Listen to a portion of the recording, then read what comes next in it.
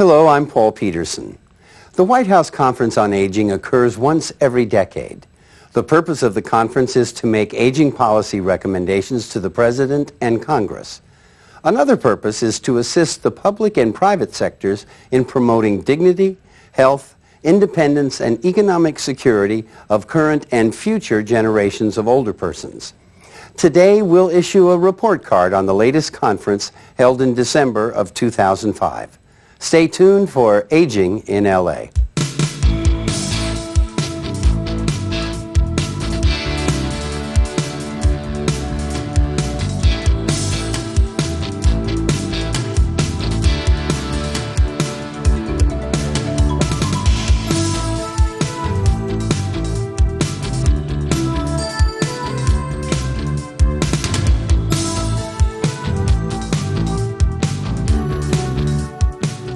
I was a delegate to the 2005 White House Conference, which occurred as the first wave of the baby boom generation prepared for retirement. It created an opportunity to creatively assess aging in America and improve the lives of older Americans. Today we'll discuss the results or lack of results in implementing the top 10 resolutions selected by the delegates. Joining us on today's program are one of my fellow delegates to the conference, Marvin Schachter, senior housing activist and former member of the State Aging Commission, and Doreen Moore, who attended the conference as an observer. Doreen is a founding member of the California Independent Living Center in Los Angeles. She is the past president of the Los Angeles County Area Agency on Aging Advisory Council. Thank you both for joining us here. Marvin, let me start with you. In a short overview, what was your impression of the conference? Wonderful delegates, good discussion by the delegates, a terrible set of rules that was established by the administration people who ran the conference, and a lack of participation by design that was the hallmark of the previous four conferences. Okay. Now, this was my first conference, so I really had nothing to base it on, but you have attended previous conferences. Yeah, and they were magnificent affairs. I mean, in the very first conference in 1961 resulted in Medicare. People don't remember that it took 30 years between the passage of Social Security and a medical program for seniors, and that was a result of that. Now, Doreen, let me turn to you. Yes. What were your impressions as an observer to the conference? As an observer, I had a very positive impression, not only of the delegates, particularly the delegates, the hard work that went into it, Yes.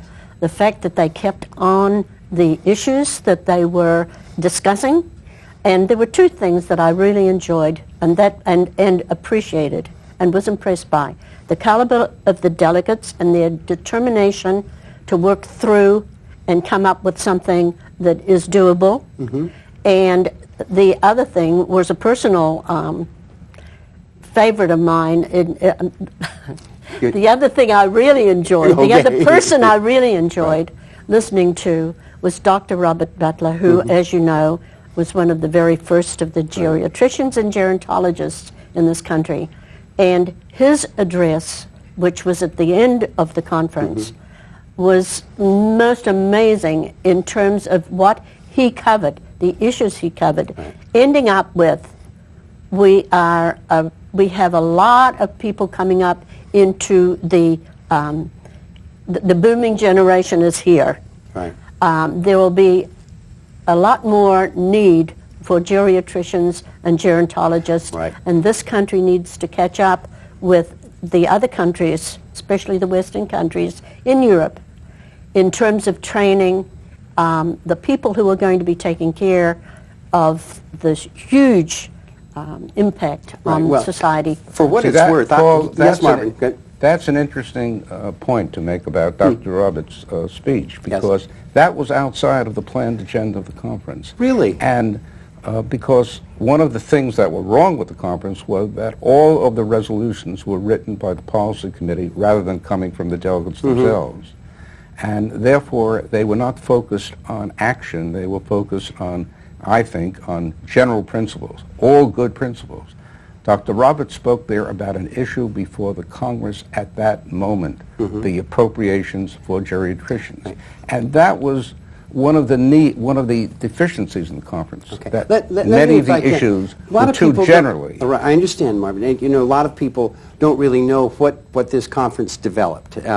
For example, top resolution was to reauthor the Older Americans Act within the first 6 months following the conference. That was number one. Wide agreement, and in fact, it was accomplished. Correct? Yes. Nope. No, you say no? I How do got you to say correct no? you. Was See, it not there was- reauthorized? Partly. No, there was wide agreement on the principle on passage of that. Yes. But the issue was not passage. Everybody agreed with that. Mm-hmm. Every member of Congress. The real question was how much money would be appropriated. Well. And there was no ability of the conference to propose not simply passage, but passage with adequate funding for the growing number of seniors and for the growing needs of the senior Well, community. interesting you mention that, because part of the attraction to me was the understanding, as it was made clear to all of us, of this bubble of 80 million baby boomers who are going to be passing into the system.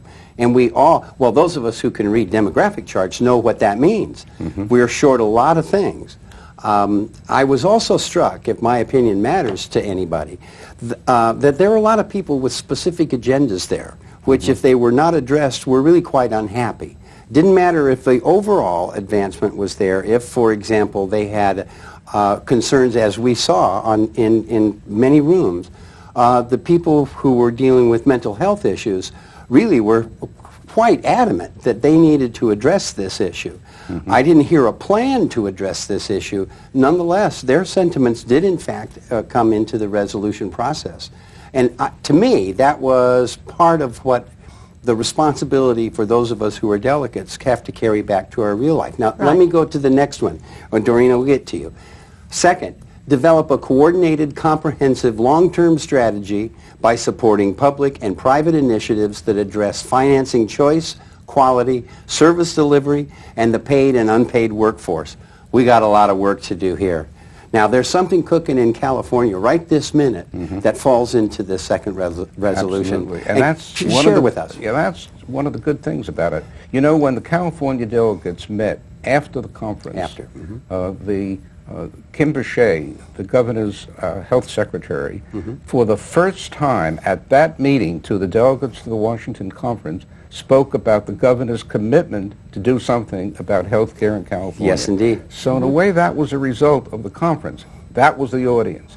And it's interesting that seniors were involved. We have Medicare, but seniors are as interested in health care for their families, for their grandchildren, for their children, as they are for themselves. Now, tell this. There's current legislation. Was it CHIPS you called it, I believe? Yeah. Explain that one. It's very interesting. The issues here is that there is general agreement among all the leaders in the state that we need that our medical care system is in a state of not virtual collapse, but actual collapse. Yep. We have problems that are not being met and people that are not being covered.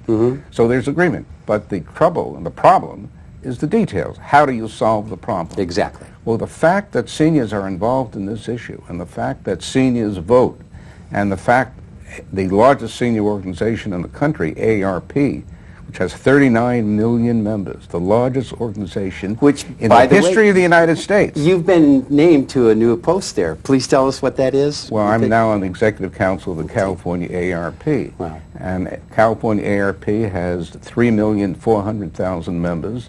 And the Great. fact that we are committed, the fact that we are one of the key organizations in supporting a solution to the healthcare problems, a solution that covers everybody, not just seniors, because seniors are already covered, and that does it with adequate medical care, and that doesn't leave people in the lurch when they have a pre-existing problem. Right. All of these issues are issues that the senior community is concerned about and is working hard to build the coalitions that are necessary to have health care reform in California. And coalitions are going to be part of this. I mean, there's lots of parts of this puzzle. The uninsured, children of uninsured, undocumented workers. There's a whole bunch of stuff. I know I go absolutely bananas when I see or read about someone who goes into an emergency clinic for, aspirin. That one drives me nuts. $1,200 aspirins are not the way we're going to solve this. Another of the resolutions, to ensure that older Americans have transportation options to retain their mobility and independence. A critical issue in California, and I was shocked to discover was shared by many other delegations, many other state delegations. In your mind, Marvin, transportation is kind of all-inclusive in your mind, isn't it? It's Yes, just it not is. about getting to the market. Yeah, well, see, there's two separate issues. There's the transportation for seniors of all capabilities. It's Yes. also the transportation for seniors who cannot use public transportation because they're aged, because they have disabilities, and so on. If every senior who who had the right to participate in the Access program, the program we have here in Los Angeles County, if they all participated, the system would totally collapse. Yes, and that's something. Because it's inadequately funded.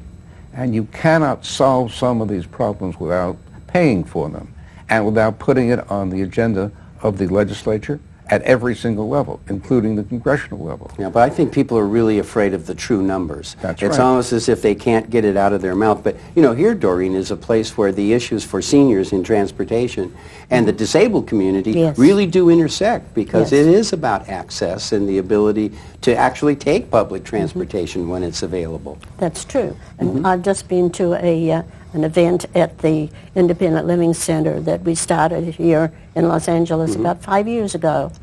And it was so sad to see the program got underway because we had a very short amount of time to get done with the program. But a lot of people who were very important to us and to our organization, our Yes. agency, simply couldn't get there because Access Service hadn't arrived in time. There was a gentleman who was a quadriplegic, and I have known him for a number of years.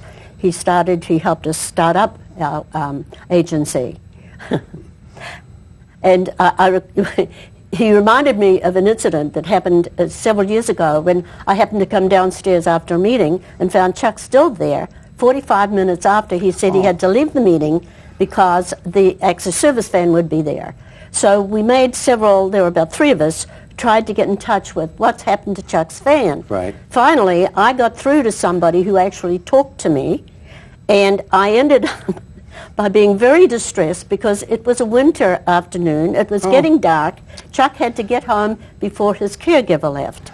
And so in the phone, they said, well, ma'am, we simply cannot get there, in under 20 minutes. And I said, in 20 minutes, forget the van, bring the ambulance, because my friend is running out of oxygen.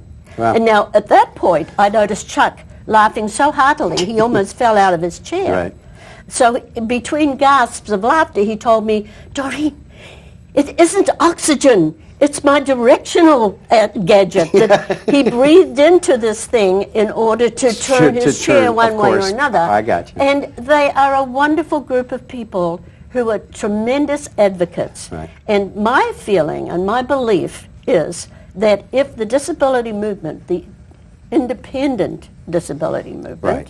It's an not important the distinction. nurturing one. I understand. would only join forces with the seniors, the disability movement is ready. It's the seniors who don't seem to be willing, and maybe it's psychological. Maybe we're going to end up ourselves in a wheelchair. And we don't want to have anything to do with those people.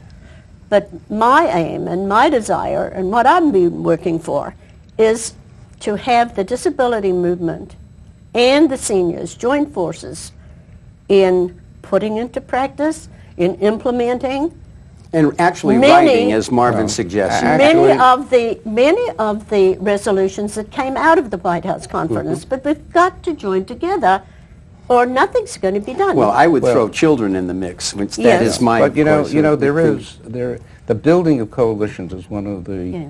major problems in exerting political power. Sure. And actually, the senior community and the disabled community have been working together on a substantial number of issues. We have had, in fact, coalitions, formal coalitions, as well as informal coalitions. Let's move on to another of the resolutions. Strengthen and improve the Medicaid program for seniors. We need some work here too, wouldn't you agree? Oh, absolutely. Absolutely. This is really complex because most people think, well, didn't we solve this poor thing? No. No, because, again, there's a problem of the increasing costs of medical care Yes. and how it affects the average person who has medical care. When I became a senior, my first payment as a member of the largest HMO in the state, Kaiser, was $2 per visit. Wow. That went to $5 per visit, that yes. went to $7 per visit, that went to $10 per visit. Now it's $20 per visit.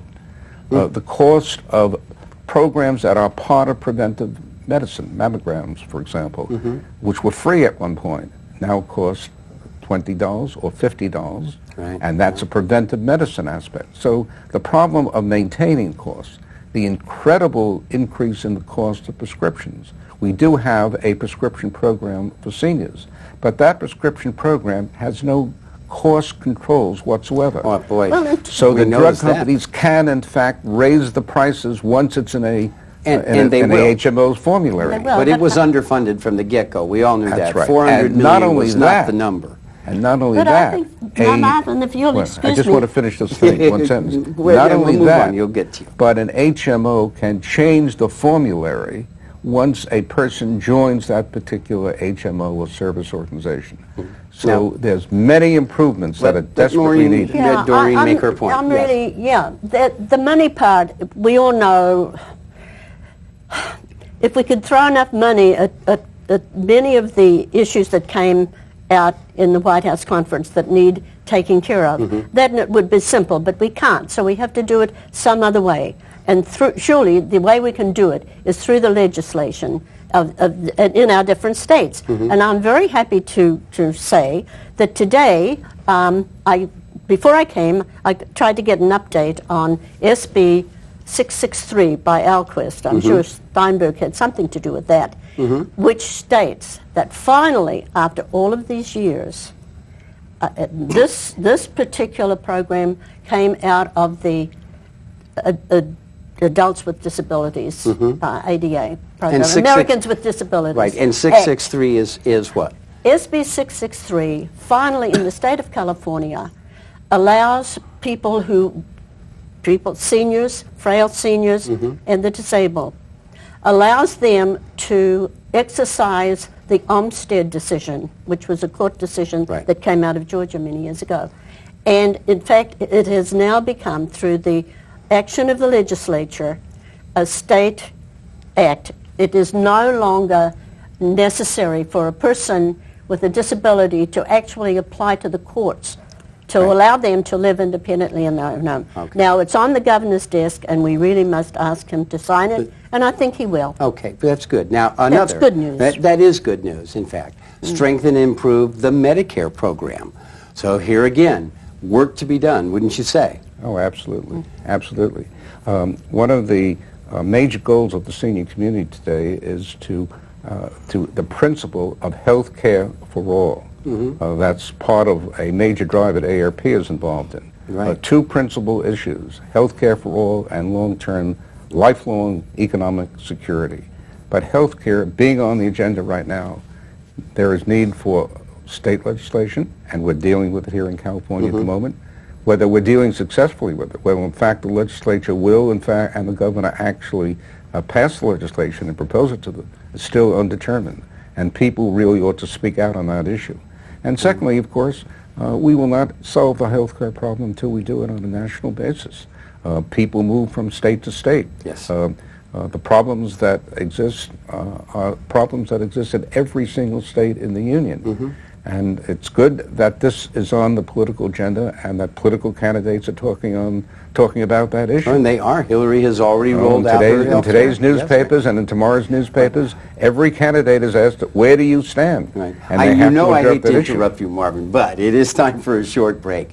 And we'll continue our discussion of the 2005 White House Conference on Aging. When we return, we'll discuss the results or implementation of the last 5 of the top 10 resolutions passed by the delegates to the conference. Please stay tuned. This is important stuff, and we'll be right back. Hey, buddy, what's shaking? We're not prepared for an earthquake. I love the rain. We're not prepared for a flood. Sure, in the movies, this is all pretend, but in real life, you gotta be prepared for any type of an emergency. You can't predict, but you can prepare. Yeah. How'd you know? The ball called. Be prepared at LAFD.org.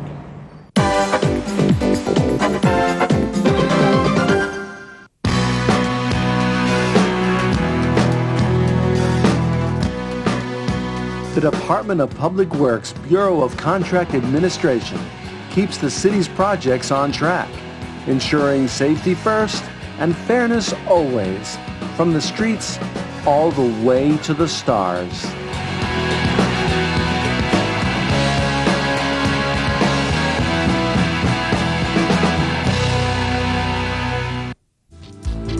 Welcome back to Aging in LA. Our topic today, the 2005 White House Conference on Aging, the resolutions which were implemented and the ones that were not. Our guests, one of my fellow delegates to the conference, Marvin Schachter, senior housing advocate and former member of the State Aging Commission, and as an active observer at the conference, Ms. Doreen Moore, past president of the Los Angeles County Commission on Aging. Now, we're back to our discussion.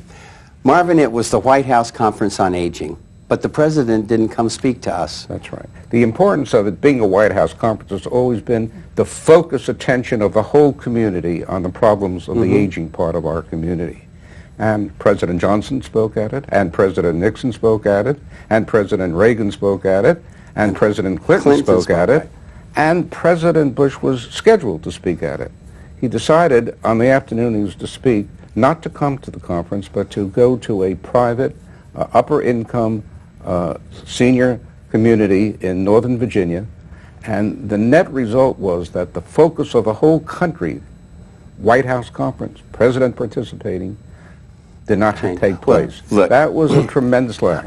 We don't need to beat this up. I know I was disappointed because I had looked forward to that, and taking a week out of my schedule was no easy task, and I'm sure, Doreen, you felt pretty much the same way. Now, I want to get back to a couple of these resolutions, and in the interest of time, I don't want to skip over them and minimize their importance, but there are important things to discuss here. For example, support geriatric education and training for all healthcare professionals, paraprofessionals, health professions, students, and direct care workers. This is a mess. We're 400,000 people short right now. We got to work hard on this, right? Absolutely. And how we do that, boy, we better have some pretty innovative programs quickly. You know, the lesson really is that what the conference produced was an agenda. And the problem is to give life to that agenda. And that's really the responsibility of every one of us. That's right. Every one of us has to help here. Including the folks who are looking at this program. And if you're a senior, yes, it's your problem. But if you have a mother or father, and I think everybody has had a mother or father, then it's your problem too. Yeah. And so it's a problem of the whole community to get involved and to speak out on these issues. They will not be solved. Political seniors vote. They're a powerful giant of political force, but they need the support of every active senior to speak out on these issues. I agree, and I know this came into a moment of clarity for me was when we had a guest on this show. We were talking about dentists, okay? And he said to me, Paul, we are retiring 6,000 dentists every year. You know how many American schools are graduating, how many dentists? 4,200. And that 1,800 person gap is going to grow, and that's part of the problem. We're not training the staff that we'll need, and we know we're going to need them. The Los Angeles County Commission on Aging a few years ago came up, we had several meetings where we were trying to get some kind of cohesion among the different hospitals, the universities, and also with the Board of Supervisors to help us start a program for training nurse practitioners in geriatrics. Right, and they need to get into the community too. That is still open. Right. That is still open. And that's part of what another resolution to promote innovative models of non-institutional long-term care. Now, Marvin, I want to make sure that you have a chance to help explain to our senior community how they can get involved. What should they be doing? This is more than just writing a little note now and then. Well, don't underemphasize that little note. That little note is terribly important. Yeah. Writing to your member of the legislature, writing to the governor on these issues is a very important job that everybody can do, and it doesn't take very much effort to do it. It can be a two-line letter. It could be a postcard if people are still using postcards. It could be a telephone call to a local office of a member of the Assembly or a member of the Senate to say that you are concerned and you want him to know where you stand on these issues. Right. And the other part, of course, is to join organizations. Right. Joining organizations is really important. For example, one of the resolutions to improve recognition, assessment, and treatment of mental illness and depression among older Americans. Any of us who have been around seniors know that depression and isolation is unfortunately a fact of life. We need to attain adequate numbers of healthcare personnel in all professions who are skilled, culturally competent, so that they understand the person that they're dealing with. And specialized geriatrics. And finally, improve state and local-based integrated delivery systems to meet 21st century needs of seniors, because this problem is not going to go away. Marvin, I'd like to give you some time to give me like a button thought here, something for a soundbite. Okay. As I once told the Board of Supervisors of Los Angeles County, and to all our viewers, I would say, remember, if you're lucky, you too will be a senior. If you're lucky. And you, Doreen? I'm not sure about a message to seniors themselves. I think too often we tell seniors what they should be doing and saying, and they're quite capable of doing that themselves. But I would say that in terms of the geriatric training, we remember the healthcare workers who go into the homes of frail elderlies, and they need to have adequate salaries, adequate health benefits. Yes. And those are the things we need to work together on. And see, for me, the button was the one I wore throughout the conference. No child left behind, no senior overlooked. Right. Because Perfect. to me, it's the same. I wear that button now. Absolutely. It's true. And I apologize, but that's all the time we have for today's program.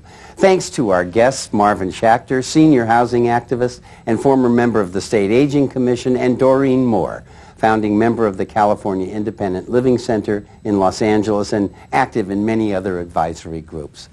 The Los Angeles Department of Aging produces this program with CityView, Channel 35, so that seniors living in Los Angeles and surrounding communities are well informed on the many issues that face them in everyday life. And also to let you know of the many services that the Department of Aging offers our senior citizens. Now then, we'd like to hear from you with your comments on the program, what you like, what you think can be improved, and ideas for future programs. Please give us a call.